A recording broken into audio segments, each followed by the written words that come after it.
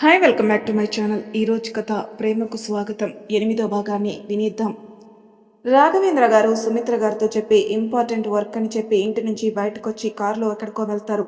వెళ్తూనే ఎవరికో కాల్ చేసి తను వచ్చేసరికి ఉండమని చెప్పి వాళ్ళ ఇంటికి వెళ్ళి కాలింగ్ బెల్ నొక్కేసరికి డోర్ ఓపెన్ చేసి ఎదురుగా తన ఫ్రెండ్ అండ్ పోలీస్ ఆఫీసర్ అయిన నిరంజన్ గారు రాఘవేంద్ర గారిని చూసి సంతోషంగా హాక్ చేసుకుని లోపలికి తీసుకెళ్లి అందరి యోగక్షేమాలు తెలుసుకున్న తర్వాత నిరంజన్ గారు, ఏంట్రా ఇలా చిక్కిపోయావు, తినడం లేదా అని అడిగేసరికి, అదేం కాదురా, ఈ మధ్య మనసు ఏమీ బాగోవడం లేదు, నేను చేసిన పనికి మనశ్శాంతి లేకుండా పోయిందిరా అని బాధగా చెప్తుంటే నిరంజన్ ఫ్రెండ్ని అలా చూస్తూ మనసు ఉండలేక, రేయ్ అసలు ఏమైందో చెప్పు, నేను హైదరాబాద్ వచ్చానని తెలిసినా నువ్వు నన్ను కలవడానికే రాలేదు, కానీ ఇప్పుడు నీ అంతట నువ్వే కాల్ చేసి మరి ఇంపార్టెంట్ మ్యాటర్ మాట్లాడాలి, నా హెల్ప్ కావాలి అంటే నీకోసం ఇంటి దగ్గరే ఉన్నాను, దేని గురించి బాధపడుతున్నావో అదైనా చెప్పరా, బిజినెస్లో ఎవరైనా ఇబ్బంది పెడుతున్నారా? అలాంటిది ఏమీ కాదురా, మాధవ్ చూసుకుంటున్నాడు బిజినెస్ అంతా, వాడు ఉండగా కంపెనీకి ఏం లోటు ఉండదురా, మరి ఇంకేంట్రా నీ ప్రాబ్లం, నా కూతుర్రా అని ఒక క్షణం ఆగి మధు గురించి నా బాధంతా, 2 సంవత్సరాల ముందు ఇంటి నుంచి బయటికి వెళ్ళిపోయిందిరా, కాదు నేనే పంపించేశాను, ఆ రోజు నాకు స్టేటస్ అంటూ కళ్ళు నెత్తికెక్కి దూరం చేసుకున్నాను, మధు తీసుకునొచ్చిన బిడ్డ తన బిడ్డ అని చెప్పినప్పుడు కూడా నేను నా బిడ్డ ఏ తప్పు చేయలేదని నమ్మకం లేక అతని బయటికి గెంటేశాను. ఆ రోజు పరిస్థితులన్నీ మధుకి వ్యతిరేకంగా నా ఆలోచనలకి అనుగుణంగా ఉండడంతో ఇంకేం ఆలోచించకుండా ఒక కూతురు చేసిన తప్పే రెండో కూతురు కూడా చేసిందని అపోహలు ఆ బిడ్డతో ఇంట్లో అడుగు పెడితే నా ప్రాణాలు పోతాయని బెదిరించి బిడ్డని అనాథాశ్రమంలో చేర్పించి వదిలించుకోమన్నాను. ఆ రోజు మధుకి పెళ్లి చూపులు జరగబోతున్నాయని మధుకి తెలియదు. తను వచ్చిన పరిస్థితి చూసి పెళ్లి వాళ్ళ ఇంటి నుంచి వెళ్ళిపోయారు. వెళ్తూ వెళ్తూ వాళ్ళన్న మాటలు, అమ్మాయిని చాలా గొప్పగా పెంచారు రాఘవేంద్ర గారు, పెళ్లి చూపులకి బిడ్డను తీసుకుని వచ్చిన అమ్మాయి బహుశా మీ అమ్మాయి ఏమో అని మొఖాన చీ కొట్టినట్లు వెళ్ళిపోయేసరికి నాకు మొదటిసారి మధు మీద కోపం తారాస్థాయికి చేరుకుంది. ఆ రోజు మధు చేతిలో ఉన్న బిడ్డ గురించి తెలుసుకునే ప్రయత్నం కూడా చేయలేదు. అనాథాశ్రమంలో చేర్పించమని ఆ తర్వాతే ఇంట్లో కాలు పెట్టమని, లేకపోతే నా పెద్ద కూతురులాని నువ్వు కూడా చచ్చావనుకుంటానని మొండిగా ప్రవర్తించాను. కానీ మధు బిడ్డని గుండెలకి హత్తుకొని, ఈ బాబు నా బాధ్యత డాడీ, మీరు చెప్పినట్లు అందరూ ఉండి కూడా అనాథని చేయలేను, అయితే నా ఇంట్లో అడుగు పెట్టడానికి వీల్లేదని చాలా కోపంగా చూస్తూ అంటాడు. మీరు బాబుని వద్దని అనుకుంటున్నారు కాబట్టే, అసలు వాడి గురించి తెలుసుకోవాలని కూడా అనుకోవడం లేదు కాబట్టే నేను ఈ ఇంటి నుంచి మీ నుంచి దూరంగా వెళ్ళిపోతున్నాను. మళ్ళీ మీ అంతటా మీరే నిజం తెలుసుకుని నన్ను బాబుని మీ ఇంటికి తీసుకుని వచ్చే వరకు నేను మీ కంటికి కూడా కనిపించను అని కట్టుబట్టలతో ఇంటి నుంచి వెళ్ళిపోయింది. నా భార్య తన కూతుర్ని అలా చూడలేక తన వెనకే వెళ్ళడానికి అడుగు బయట పెడుతుంటే మధు కోసం ఎవరు వెళ్ళినా నేను చనిపోతానని బెదిరించడంతో నా మాటకి భయపడి సుమిత్ర కూడా వెళ్లకుండా ఏడుస్తూ లోపలికి వెళ్ళిపోయింది. ఆ రోజు నేను అవమాన భారంతో నా కూతుర్ని మనవన్ని దూరం చేసుకుంటానని ఆలోచించలేకపోయానురా. కోపంలో విచక్షణ కోల్పోయాను. తప్పు చేశావురా, నువ్వున్న పరిస్థితిని అర్థం చేసుకోగలను, కానీ ఎవరు మాటలకో నువ్వు నీ కూతుర్ని దూరం చేసుకుని 2 సంవత్సరాలు బాధపడి ఎందుకురా ఇదంతా? నా తలరాతలో అలా ఏడ్చిందిరా. మాధవి ఇంటి నుంచి వెళ్ళిపోయినప్పుడు పడ్డ బాధ కంటే మధు వెళ్ళిన తర్వాత పడిన క్షోభ వర్ణనాతీతంరా. బిడ్డ తప్పు చేయకుండా తనపై నింద వేసిన తండ్రిని బహుశా లోకంలో నేనే అయ్యి ఉంటాను అని చెప్తూనే బాధకి కళ్ళల్లో నీళ్లు తిరుగుతున్నాయి. రే రాఘవ, ఏంట్రా ఇది, చిన్నపిల్లల్లా ఊరుకో అని తన కన్నీళ్ళని తుడిచి, సరే ఇప్పుడు ఏం చేయాలనుకుంటున్నావు అన్నాడు బాధని ఆపుకొని. మధు ఇప్పుడు ప్రమాదంలో ఉందిరా. ఏంట్రా నువ్వనేది? మధు ఎక్కడుందో నీకు తెలిసిందా? లేదు, కానీ తను ఎక్కడున్నా తనని ప్రమాదం వెంటాడుతూనే ఉంటుందని నాకు మొన్ననే తెలిసిందిరా. నిరంజన్ ఆశ్చర్యంగా చూస్తూ ఉంటే, మొన్న చెన్నై నుంచి హైదరాబాద్ వస్తుంటే ఎయిర్పోర్ట్లో మధు ఫోటో పట్టుకొని ఎవరో వెతుకుతూ కనిపించారు నిరంజన్. నా దగ్గరకు వచ్చి అడిగేసరికి తెలియదని చెప్పి వాళ్ళు పక్కకి వెళ్ళగానే వాళ్ళ మాటలు వినడానికి వాళ్ళకి తెలియకుండా గోడచాటున దాక్కునున్నాను. అప్పుడే వాళ్ళు రౌడీలని, మధుతో పాటు తనతో ఉన్న బిడ్డను కూడా చంపితే శత్రుశేషం లేకుండా పోతుందని, కోట్ల ఆస్తి తనకు దక్కుతుందని, ఆ తర్వాత వాళ్ళకి 50 లక్షల అదనంగా ఇస్తానని మాట ఇవ్వడం ఆ రౌడీలతో వచ్చిన పెద్ద మనిషి ఎవడో మాట్లాడడం నేను విన్నాను. అంటే నా కూతురు దగ్గరున్న బిడ్డ వల్ల ఇద్దరికీ ప్రాణాపాయం ఉందని ఆ రోజే తెలిసి వాళ్ళని నిలదీయాలని వెళ్ళబోతూ మైండ్ హెచ్చరించడంతో అక్కడే ఆగిపోయి ఆ రౌడీల్ని, వాడి బాస్ని ఫోటో తీసుకుని ఫ్లైట్ టైం అవడంతో నేను లోపలికి వెళ్ళిపోయాను. కానీ ఆ రోజు నుంచి మనసు ఎందుకో అలజడిగా అనిపిస్తుంది. తర్వాత నా కూతురు ఎక్కడుందో తెలుసుకోవాలని అనుకున్నాను, కానీ ఎలా అనే ప్రశ్న నన్ను వెంటాడింది. అప్పుడే నువ్వు గుర్తొచ్చావు. నీతో చెప్తే నువ్వు ఎలా అయినా మధు ఆచూకి తెలుసుకుని చెప్తావని నీ దగ్గరికి వచ్చాను అని చేతులు పట్టుకొని నా కూతురిని నా దగ్గరికి చేరుస్తావా నిరంజన్? నీకు మధు గురించి తెలుసుకోవడం కుదురుతుంది కదా అని బాధ నిండిన గొంతుతో అడుగుతాడు.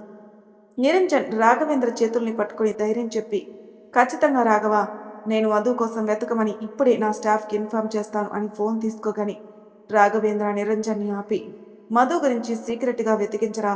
ఆ రౌడీలు చూస్తే మామూలు వాళ్ళలా కనిపించలేదు. డబ్బు కోసం ప్రాణాలు తీసే రకంగా. అందుకే మధు ఎక్కడుందో సీక్రెట్గా తెలుసుకోవాలి. ప్లీజ్ రా. నువ్వు అంతగా చెప్పనవసరం లేదురా, నేను చూసుకుంటాను. అవును, ఎందుకు నీ దగ్గర ఆ రోజు ఎయిర్పోర్ట్లో తీసిన ఫోటో ఉంది అన్నావు కదా? మధు ఫోటోతో పాటు ఆ ఫోటో కూడా పెట్టు. వాళ్ళు ఇంతకుముందు ఏదైనా కేసులో అరెస్ట్ అయ్యారేమో చూస్తాను. రాఘవ సంతోషంగా హాక్ చేసుకుని, థ్యాంక్స్ రా, నీతో మాట్లాడిన తర్వాత నా భారం దిగింది. నీ మీద నాకు నమ్మకం ఉంది. నిరంజన్ నవ్వుతూ, నీ కూతురంటే నాకు కూతురుతో సమానం రా, నీకు మాటిస్తున్నాను. మధుని జాగ్రత్తగా తీసుకొచ్చి నీకు అప్పగిస్తాను. చాలురా, ఈ ఒక్క మాట చాలు నేను ప్రశాంతంగా ఉండడానికి. సరే పద, లంచ్ చేద్దాం అని రాఘవేంద్రాన్ని తీసుకుని వెళ్తాడు Niranjan. Next day morning Madhu ready అయ్యి రోజులాగే లక్కీని జయగారికిచ్చి ఆఫీస్కి స్టార్ట్ అవుతుంది. మధు రోజు వెళ్లే రూట్లో రోడ్ రిపేర్ వర్క్స్ జరుగుతుండడంతో అటు వెళ్తున్న వెహికల్స్ని వేరే రూట్లో పంపిస్తుంటే మధు అక్కడికి వెళ్ళేసరికి తనను కూడా వేరే రూట్లో వెళ్ళమని చెప్పడంతో తను వెళ్లాల్సిన ప్లేస్కి ఆ రూట్ నుంచి వెళ్తూ ఉంటుంది. సడన్గా ఎవరో లిఫ్ట్ కోసం చేయి చాపి అడిగేసరికి అప్పటికే చాలా మందిని లిఫ్ట్ అడిగినా ఎవరూ ఇవ్వకపోవడంతో మధు బైక్కి అడ్డంగా చేతులుంచి తనని ఆపుతారు. మధు ఒక్కసారిగా బ్రేక్ వేయడంతో ముందుకు పడిపోబోయి తనని తాను తమాయించుకుని కోపంగా, హేయ్, అసలు మీకు బుద్ధుందా అని తిడుతూ ఎదురుగా ఉన్న వాళ్ళ వైపు చూసి ఆశ్చర్యంతో కళ్ళు పెద్దవి చేసి చూస్తూ ఉంటుంది. అప్పుడే ఆ అమ్మాయి మధుని చూసి తన ఫేస్కున్న మాస్క్ తీసి, సారీ అండి, నా కారు సడన్గా ఆగిపోయింది. డ్రైవర్ దగ్గరలో ఎక్కడా గ్యారేజ్ లేదని మెకానిక్ కోసం నడుస్తూ వెళ్ళాడు. క్యాబ్ బుక్ చేద్దామంటే 3 గంటల వరకు ఏరియాకి వచ్చేలా లేదు. అందుకే లిఫ్ట్ అడుగుతుంటే ఎవరూ ఆపడం లేదు అని తన బాధనంతా చెప్పి, ఓ రియల్లీ సారీ అండి అంది.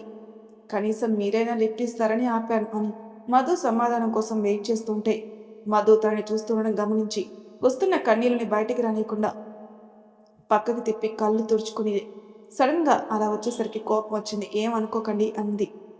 మీరెక్కడికి వెళ్ళాలో చెప్తే డ్రాప్ చేసి వెళ్తాను, నాకు లేట్ అవుతుంది అని చేతుకున్న వాచ్ని చూసుకొని చెప్పేసరికి ఆ అమ్మాయి నవ్వుతూ థ్యాంక్ యూ సో మచ్ అంది. 1 మినిట్, ఇప్పుడే వస్తాను అని చెప్పి కార్ దగ్గరకు వచ్చి తన హ్యాండ్ బ్యాగ్ తీసుకుని మధు బైక్ ఎక్కగాని మధు అద్దంలో వెనుకున్న తనని చూసి సంతోషంగా బైక్ స్టార్ట్ చేసింది.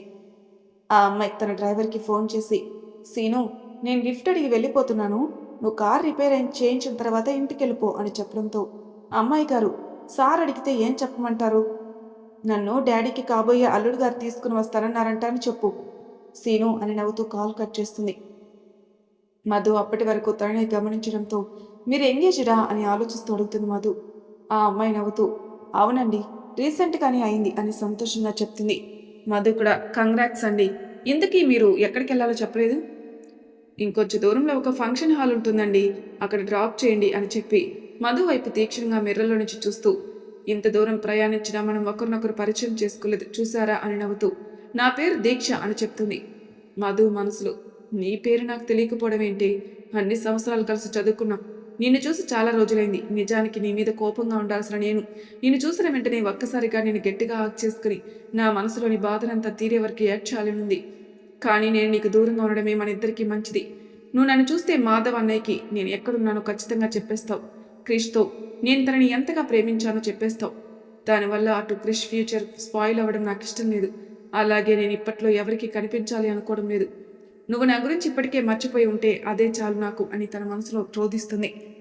దీక్ష మధు భుజంపై చెయ్యి వేసి కదుపుతూ, నా పేరు చెప్పాను, మీ పేరు చెప్పలేదు అంటే పేరు చెప్పడం ఇష్టం లేదా? ఓకే, నీకు ఇష్టం లేకపోతే వద్దులే అని సైలెంట్ అయ్యేసరికి, అయ్యో అదేం లేదు దీక్ష గారు, ఏదో ఆలోచిస్తుండడం సరిగ్గా పట్టించుకోలేదు. నా పేరు మా అని ఆగిపోయి మనీషా అని చెప్తుంది. హో, నైస్ నేమ్.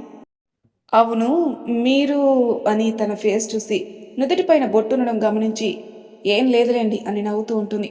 మధుకి దీక్ష అనుమానం అర్థమై చిన్నగా నవ్వుతూ, ఈ స్కార్ఫ్ లేకుండా నేను బయటికి రాలేను దీక్ష గారు, నాకు డస్ట్ అలర్జీ ఉంది. అప్పటికే నోటికొచ్చిన అబద్ధం చెప్పేసింది. మనసులో మాత్రం ఈ స్కార్ఫ్ ఉండడం వల్లే నీకు నేను ఎవరో తెలియలేదు, నా వాయిస్ కూడా గుర్తుపట్టకుండా ఈ స్కార్ఫ్ హెల్ప్ చేసింది అని అనుకుంటుంది. అదే సమయంలో మధు దీక్ష ఎవరితో పెళ్లికి ఒప్పుకుందని తెలుసుకోవాలని, దీక్ష గారు చెప్పండి మనీష గారు అని నవ్వుతూ ఉంటుంది. ఏం లేదు, మిమ్మల్ని చూస్తుంటే చాలా సంతోషంగా ఉన్నారు కదా, మీది లవ్ కమ్ అరేంజ్ మ్యారేజా అని తన అనుమానం బయటపెట్టి దీక్ష సమాధానం కోసం వెయిట్ చేస్తుంటే దీక్ష నవ్వుతూ, మనీషా గారు, మీరు కూడా నా బెస్ట్ ఫ్రెండ్ మధులానే గెస్ట్ చేస్తున్నారు తెలుసా, నా ఫ్రెండ్ కూడా అంతే, నా ఫేస్ చూసి చెప్పేసేది అని అప్పటి వరకు ఫుల్ జోస్లో ఉన్న దీక్ష ఒక్కసారిగా డల్ అయిపోయి మనసులో, మధు ఎక్కడున్నావే, ఒక్కసారి నాకు కనిపించు చాలు అని తనలోని తాను బాధపడుతూ ఉంటే మధు దీక్ష బాధను చూసి, నన్ను క్షమించు దీక్ష, నువ్వింకా నా గురించి బాధపడుతున్నా ఏమీ చేయలేని పరిస్థితిలో ఉన్నాను అని సిచ్యువేషన్ నుంచి తేలిక చేయడానికి, హో వెరీ నైస్, సరే ఇంతకీ మీకు కాబోయే వారి పేరు అని అడిగేసరికి దీక్ష మధు వైపు చూసి తన పేరు ఆకాష్ అని నవ్వుతూ చెప్తుంది. మధు సంతోషంగా, నువ్వు ఆకాష్ ఒకటయ్యారు, అది చాలు నాకు అనుకుంటుంది మనసులో. ఆకాష్ దీక్ష నైస్ నేమ్స్, ఎంగేజ్మెంట్ అయింది అన్నారు, మరి మ్యారేజ్ ఎప్పుడో? దీక్ష మళ్ళీ డల్ అయ్యేసరికి మధు, ఇదేంటి ఎన్నిసార్లు అప్సెట్ అవుతుంది, అంటే ఆకాష్ అంటే వేరే ఎవరైనానా? నో, అలా జరిగే అవకాశమే లేదే, ఎందుకంటే ఆకాష్ అప్పుడే చాలా క్లారిటీతో ఉన్నాడు, దీక్షను తప్ప వేరే ఎవరిని పెళ్లి చేసుకోనని నాతోనే చాలాసార్లు చెప్పాడు, మరి ఇప్పుడు చాచా నేనేంటి ఇలా థింక్ చేస్తున్నాను, అసలు ఏమైందో దీన్ని అడిగితే సరిపోతుంది కదా. ఏమైంది దీక్ష గారు, ఇంకా డేట్ ఫిక్స్ చేయలేదా? అదేం లేదు మనీషా గారు, నాకు పెళ్లి జరగాలంటే నా బెస్ట్ ఫ్రెండ్ మధు ఎక్కడుందో తెలియాలి, ఆ తర్వాతే నా పెళ్లి జరుగుతుంది అని చెప్పేసరికి మధు షాక్ అవుతూ ఒక్కసారిగా బ్రేక్ వేయడంతో దీక్ష మధుని పట్టుకొని ముందుకు పడకుండా ఏమైందండి అని అంటే మళ్ళీ స్టార్ట్ చేసి ఏం లేదు అని దీక్ష వైపు చూస్తూ, మీ ఫ్రెండ్కి మీ పెళ్లికి సంబంధం ఏంటండి అంది. అది లేకుండా ఇన్ని రోజులు ఎలా గడిచిపోయాయో కూడా తెలియదు, కానీ నా లైఫ్లో జరిగే ముఖ్యమైన వేడుకలో మధు నా పక్క నుండి ఆకర్షణ మెడలో తాళి కట్టడం అది చూడాలి, అందుకే మధు కనిపించే వరకు మా పెళ్లిని వాయిదా వేశాం అని నవ్వుతూ చెప్తుంటే మధుకి తన ఫ్రెండ్కి తనంటే ఎంత ఇష్టమో తెలుసుకొని కళ్ళల్లో నీళ్లు తిరుగుతాయి. దీక్షను ఎలా అయినా తన ఆలోచన నుంచి డైవర్ట్ చేయాలని, తన ఫ్రెండ్ పెళ్లికి తన అడ్డుగా నిలవకూడదని దీక్షతో, ఒకవేళ మీ ఫ్రెండ్ మీకు కనిపించకపోతే అప్పుడు కూడా మీ పెళ్లికి వెయిట్ చేస్తారా? సారీ, ఇది నా డౌట్, ఎందుకంటే మీ ఫ్రెండ్ కోసం ఇంత క్లారిటీతో ఉన్న మీరు నేనన్నట్లయితే ఏం చేస్తారో తెలుసుకోవాలని అడుగుతున్నాను అంతే, తప్పుగా అనుకోకండి అని సంజాయిషి ఇవ్వడంతో, అయ్యో పర్లేదు మనీషా గారు, మీ డౌట్కి ఆన్సర్, నా ఫ్రెండ్కి నా గురించి తెలిస్తే ఎంత దూరంలో ఉన్నా నా సంతోషం కోసం ఖచ్చితంగా వస్తుంది, ఒకవేళ రాలేదు అంటే మీరన్నట్లే మా ఫ్యామిలీస్ ఫోర్స్తో మేము పెళ్లి చేసుకున్న మా జీవితాన్ని మొదలుపెట్టేది మాత్రం నా ఫ్రెండ్ మధు కనిపించిన తర్వాతే అనగాని తన మీద దీక్షకున్న ప్రేమకి ఆ క్షణం తనని గట్టిగా ఆక్ చేసుకుని, నేను నీతోనే ఉంటానని చెప్పాలని నా కష్టంగా ఆపుకుని తన వల్ల ఎటువంటి సమస్య ఉండకూడదని మనసులో అనుకుని, దీక్ష గారు మీ ఫ్రెండ్ ఖచ్చితంగా మీకు కనిపిస్తుంది, అంతేకాదు దగ్గరుండి మరీ మీ పెళ్లి చేస్తుంది అని చాలా నమ్మకంగా చెప్పేసరికి దీక్ష చెప్పిన ప్లేస్ రావడంతో బైక్ ఆపగానే దిగి, thank you so much Manisha గారు, మీరు చెప్పినట్లే జరిగితే ఖచ్చితంగా మీకు మంచి పార్టీ ఇస్తాను ఉంది. మిమ్మల్ని మళ్ళీ కలవడానికి మీ ఫోన్ నెంబరు? మనం తప్పకుండా మళ్ళీ కలుస్తాం దీక్ష గారు, అప్పుడు ఖచ్చితంగా నెంబర్ షేర్ చేస్తాను అని చెప్పి బైక్ స్టార్ట్ చేసేసరికి మధు ముఖానికి ఉన్న స్కార్ఫ్ అప్పటికే ఊడిపోవడానికి సిద్ధంగా ఉండడంతో బాయ్ దీక్ష గారు అని ఫేస్ ముందుకు పెట్టేసరికి అటువైపు ఫాస్ట్గా వెళ్ళిన వెహికల్ స్పీడ్కి గాలి ఒక్కసారిగా వచ్చేసరికి ఆ స్కార్ఫ్ తన ముఖం మీద నుంచి జారి దూరంగా పడిపోతుంది. ఫ్రాక్షన్ ఆఫ్ సెకండ్స్లో జరిగిన సంఘటన నుంచి తేరుకున్న మధు వెంటనే అక్కడి నుంచి వెళ్ళిపోతుంది. దీక్ష స్కార్ఫ్ ఎగిరిపోవడంతో మధుని చూసి ఒకవైపు సంతోషం, ఇంకోవైపు బాధ రెండూ కలగలిపి షాక్ నుంచి తేరుకుని మధు మధు అంటూ స్కూటీ వెనకే కొంత దూరం పరిగెత్తుకుంటూ వెళ్ళి మధు అప్పటికే వెళ్ళిపోవడంతో, ఇప్పటి వరకు నేను నీ గురించి నీకే చెప్పానా, నీతో మాట్లాడుతుంటే నాకు అనుమానం వచ్చినా కాదని కొట్టిపారేశాను, కానీ నీకు నీతో ఉన్నది నేనని తెలిసినా నువ్వు నా దగ్గర నిజం దాచావంటే నీకు నా మీద కోపం పోలేదా? అలా అనుకుంటే నాతో అసలు మాట్లాడవు కదా, మరి ఇంకెందుకు ఎవరికి కనిపించకుండా ఉంటున్నావు అని తన ఆలోచనలు పరిపిరి విధాలుగా పోతుంటే ఆ డిస్టర్బెంట్ మైండ్తో ఫంక్షన్కి వెళ్ళలేనని అనుకుని ఆకాష్కి కాల్ చేసి తనున్న ప్లేస్కి దగ్గరలో ఉన్న పార్క్లో ఉంటాను, త్వరగా రమ్మని చెప్పడంతో ఆకాష్ కూడా దగ్గరలో ఉన్నాను, 10 నిమిషాల్లో వచ్చేస్తానని కాల్ పెట్టేస్తాడు. దీక్ష మధు గురించి ఆలోచిస్తూ పార్క్లో బెంచ్ పై కూర్చొని ఉంటుంది. తన ఆలోచనలు మాత్రం మధు గురించి. మధు ఇన్ని రోజులు ఎందుకు మా అందరికీ దూరంగా ఉంటుంది, అసలు తను ఇల్లు వదిలి వెళ్లాల్సిన అవసరం ఏంటి, పోనీ శ్రీకృష్ణుని ప్రేమించింది, తనతో పెళ్ళయిందా అని ఒక క్షణం తన మనసు సంతోషంతో పొంగిపోతుంది. మళ్ళీ వెంటనే ఇదే నిజమైతే మధు స్కూటీలో ఎందుకు వెళ్తుంది, అది కూడా ఆఫీస్కి లేట్ అవుతుంది అంటుంది, అంటే ఎక్కడో జాబ్ చేస్తుంది, అయితే నేను అనుకున్నది జరగలేదన్నమాట, మరి శ్రీకృష్ణ ఏమైపోయాడు, మధు ఇన్ని కష్టాలు పడుతుంటే తను ఎలా వదిలేశాడు అని కోపంగా అనుకుని మళ్ళీ వెంటనే అసలు నీకు బుద్ధి లేదే దీక్ష అని తనే తిట్టుకొని, శ్రీకృష్ణ అన్న పేరు తప్ప ఆ మహానుభావుడు ఎలా ఉంటాడో కూడా తెలియదు నాకు అని తల కొట్టుకొని, అసలు మధు ఆ శ్రీకృష్ణకి దీని ప్రేమ విషయం చెప్పిందా లేదా? చెప్పుండదు. లేకపోతే చెప్పుంటే హాయిగా ఇద్దరు కారులో కలిసి వెళ్ళేవారు. ఇలా ఒంటరిగా ఎందుకు వెళ్తుంది అని. అసలు చెన్నై వెళ్ళిన తర్వాత నీ లైఫ్లో ఏం జరిగిందో నాకు ఎలా తెలుస్తుంది మధు? నువ్వు హైదరాబాద్లోనే ఉన్నావని ఈరోజు తెలిసిపోయింది. త్వరలో నేను ఎక్కడున్నా ఖచ్చితంగా తెలుసుకుని ముందుకొచ్చి నేను వదలను. నా కోపం తీరే వరకు నేను కొట్టి నీ నోటితోనే జరిగింది ఏంటో చెప్పేలా చేస్తాను అనుకుంటుంది. ఇప్పటి వరకు బుర్ర ఆలోచనతో వేడి కొనడంతో పక్కనే ఐస్ క్రీమ్ బండి ఉండడంతో వెళ్ళి ఒక 5 ఐస్ క్రీమ్లు తెచ్చుకొని బెంచ్ మీద కూర్చొని ఒక 2 నిమిషాలు గట్టిగా ఊపిరి పీల్చుకున్నది. ఒక్కొక్కటి తినడం మొదలుపెట్టింది.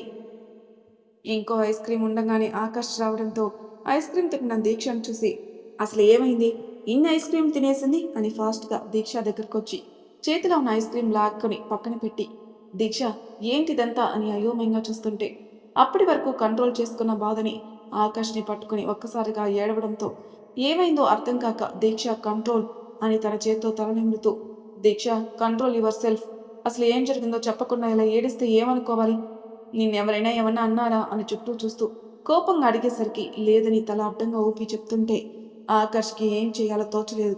కాసేపటికి దీక్ష తనది కంట్రోల్ చేసుకుని ఆకాష్కి దూరం జరిగి బెంచ్పై కూర్చొని సైలెంట్గా ఉండడంతో ఆకాష్ కూడా తన పక్కన కూర్చొని దీక్ష చేతిని తన చేతుల్లో తీసుకొని ధైర్యం చెప్తూ, ఏమైందో చెప్పు దీక్ష, నాకు నిన్ను చూస్తే టెన్షన్గా ఉంది. దీక్ష ఆకాష్ గుండెలకు తల నుంచి, నేను మధును చూశాను ఆకాష్, కారు ఆగిపోతే తనే నాకు లిఫ్ట్ ఇచ్చింది, కానీ తను కావాలని అందరికీ దూరంగా వెళ్ళిపోయిందని అర్థమైంది ఆకాష్ అని ఏడుస్తూ చెప్తుంటే, నువ్వు మధును చూస్తే నాకెందుకు చెప్పలేదు దీక్ష, కనీసం మెసేజ్ చేస్తున్నా నేను తెలుసుకునేవాని కదా తన డీటెయిల్స్ అని తను కూడా ఒకంత ఆశ్చర్యం బాధతో అంటాడు.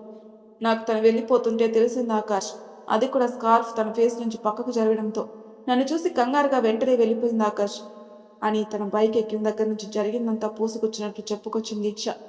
అంతా విన్న తర్వాత ఆకాష్ ఫేస్లో టెన్షన్పై సంతోషం వచ్చిన నవ్వు పెదవులపై కనిపించడంతో దీక్ష తనని కోపంగా చూస్తూ, నేను ఇంత సీరియస్ ఇష్యూ డిస్కషన్ చేస్తూ ఉంటే నీకు నవ్వేలా వస్తుంది ఆకాష్ అని కొంచెం గట్టిగా అడుగుతుంది. ఆకాష్ దీక్ష భుజాలు పట్టుకొని కదుపుతూ, దీక్ష నీకు ఇంకా అర్థం కాలేదా, మధు అంత క్లియర్గా చెప్పిన తర్వాత కూడా నువ్వు ఎందుకు ఇంత ఓవర్గా స్ట్రెస్ తీసుకుంటున్నావో నాకు అర్థం కావడం లేదు. నువ్వు నీ మైండ్ మధు ఎవరో నీకు తెలియకుండా దాచిందనే దగ్గరే ఆగిపోయింది, అందుకే తను చెప్పింది నీకు అర్థం కాలేదు అన్నాడు. మరి తర్వాత భాగంలో ఏం జరుగుతుందో నెక్స్ట్ ఎపిసోడ్లో తెలుసుకుందాం. అంతవరకు నా ఛానల్ సబ్స్క్రైబ్ చేయని వాళ్ళు ప్లీజ్ సబ్స్క్రైబ్ చేసుకోండి.